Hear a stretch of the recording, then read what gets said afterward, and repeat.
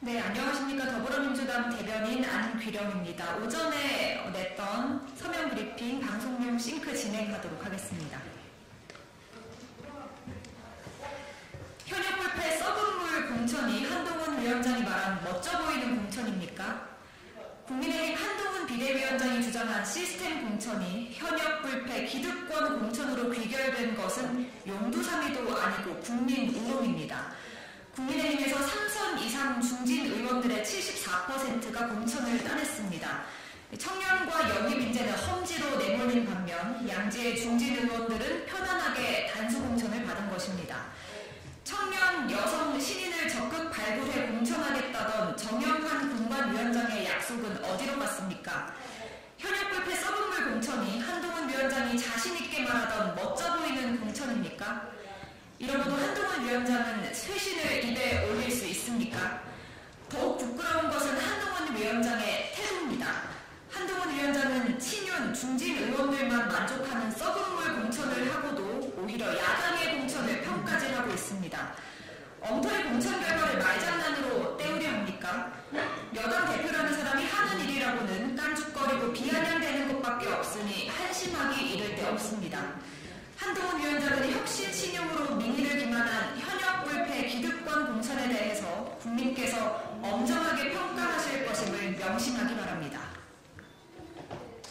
네, 다음입니다.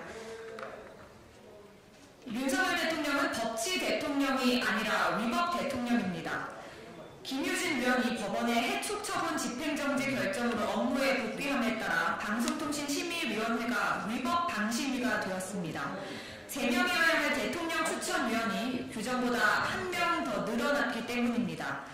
얼토당토 않은 이유를 따라 김유진 위원을 쫓아내기 무섭게 윤석열 대통령이 후임을 꽂아 넣은 탓입니다.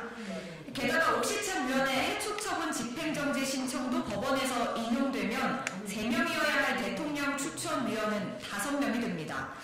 반면 윤석열 대통령은 국회의장이 추천한 위원 2명은 위촉하려는 신용조차 하지 않고 있습니다. 위법 따위 하등 신경 쓰지 않는 윤석열 대통령의 태도가 황당무계합니다.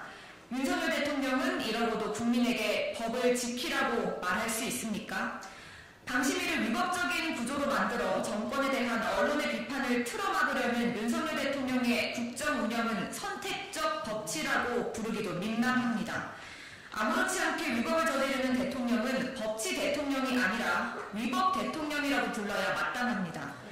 윤석열 대통령은 방심위를 위법 상태로 만든 데 대해 사과하고 하루빨리 이 문제의 시작이자 끝인 류희린 위원장을 해촉하십시오. 네, 마지막입니다. 국민의힘은 김건희 여사에게 쏠린 국민의 의혹을 돌리려는 저열한 선동을 멈추십시오. 국민의힘은 김건희 여사에게 쏠린 국민의 의혹을 야당 대표의 배우자에게 돌리려는 저열한 선동을 멈추십시오. 국민의힘 원내대표가 민주당이 전남 순천 광양 곡성 구례을 선거구에 공천한 권양혁 정책위 부의장을 두고 김혜경 여사의 사법 리스크에 대비한 공천 아니냐고 주장했습니다. 명색이 집권여당인데 악의적 선동으로 국민을 호도하려 들다니 기가 막힙니다. 사법 리스크는 김건희 여사에게 물어보십시오. 권양혁 후보는 이재명 대표의 배우자와 아무런 사적 인연도 없습니다. 또한 권양혁 후보는 우리 당에서 20년 이상 일한 고참 당직자로 문재인 정부 균형인사 비서관과 국회 부의장 비서실장 등을 역임한 인재입니다. 권양혁 후보의 이 같은 정치 경력을 감추고 마치 이재명 대표의 배우자와 엮어 음모론을 만들려고 하다니 정말 저열한 여당입니다. 이번 공천은 여성의 정치 참여 확대와 당원 당규 준수를 위한 혁신 공천의 결과입니다. 저질 선동으로 민주당의 공천 공정성을 폄훼하지 마십시오. 이런다고 김건희 여사에게 쏠린 국민의 의혹이 덮일 줄 압니까? 국민의힘이 당당하다면 10만원 식대는 기소하면서 왜 300만원 명품백 수수에는 아무것도 하지 않는지 답하십시오.